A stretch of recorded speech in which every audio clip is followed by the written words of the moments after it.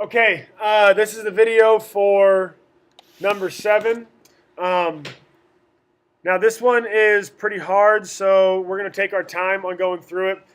Let's just read it first. It says, Mr. McSparron is bungee jumping. Describe the energy transfers or transformations between point A and point B for each of the different systems. So let's understand this first, that when we look at point A and point B, this is the beginning and the end. So we're going to start off at point A, where Mr. McSparron is standing on top of the bridge and hasn't jumped yet. And we're going to end up at point B, where Mr. McSparron is at the lowest point and the cord is fully stretched. So we're going from point A to point B, and we're doing that for both of the different systems. So it's going to be A to B for this system, and it's also going to be A to B for this system. Hey guys, if you see the video, like sometimes I lose connection. So if I'm talking and it doesn't look like the right stuff is showing up on the screen, just let me know. Now this talks about energy transfer and energy transformation. So before we do anything else, I want to make sure that we remember the definitions of those. Okay, so first off, let's remember that transfer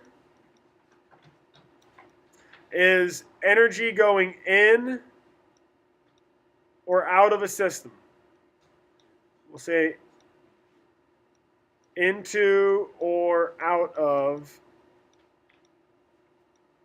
a system. Okay? And then transformation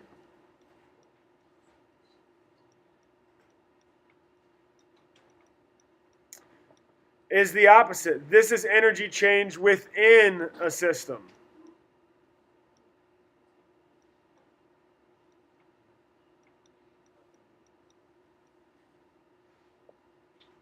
Within a system. Whew.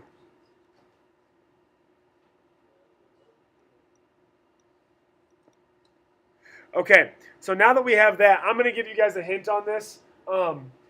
It's easier to look at transformation first.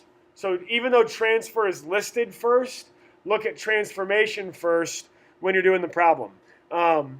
So I'm going to look at transformation, and I'm going to say, okay, what does it start off with?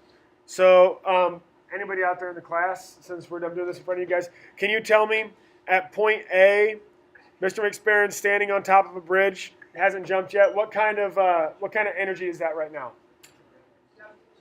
Good, EG. So we know that we start off with EG. And I'm allowed to use EG because Earth is in the system.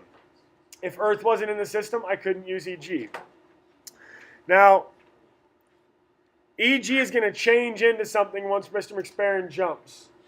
Who can tell me what it's going to change into? It's going to change to kinetic before it changes to elastic. So we're going to go EG to EK, and then cruise. What does it end up as?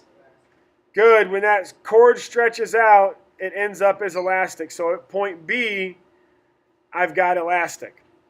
Now, I'm allowed to have elastic because the bungee cord is in the system.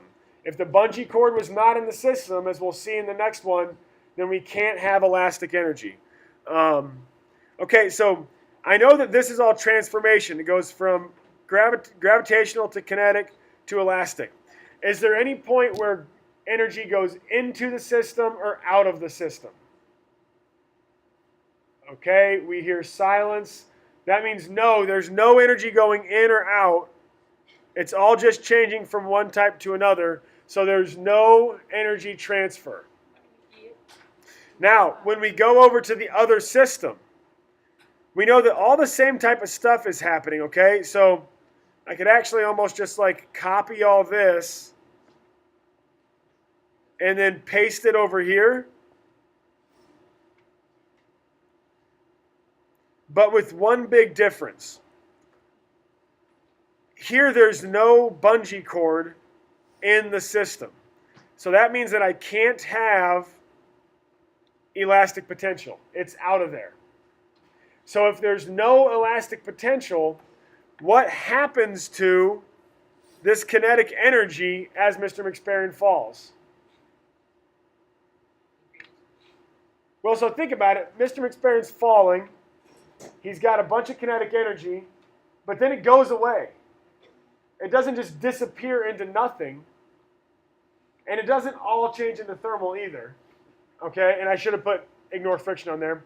So here's what happens is that kinetic energy transfers out of the system. So now we have a transfer because the kinetic energy is leaving the system. Where's it going? What's it moving to?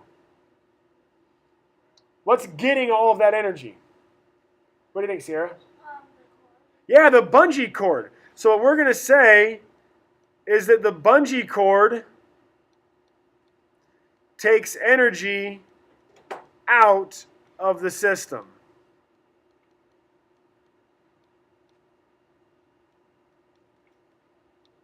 Okay, so when we're looking for transfers and transformations, look at your transformations first, and then if there's a piece missing from your transformation, we have to decide, did energy go in or did it go out, and then what object either added it or took it away. And that's what we're going to write down. We'll say this object took energy out or this object put energy in. If we have more questions about that, you can ask and I'll answer those specifically.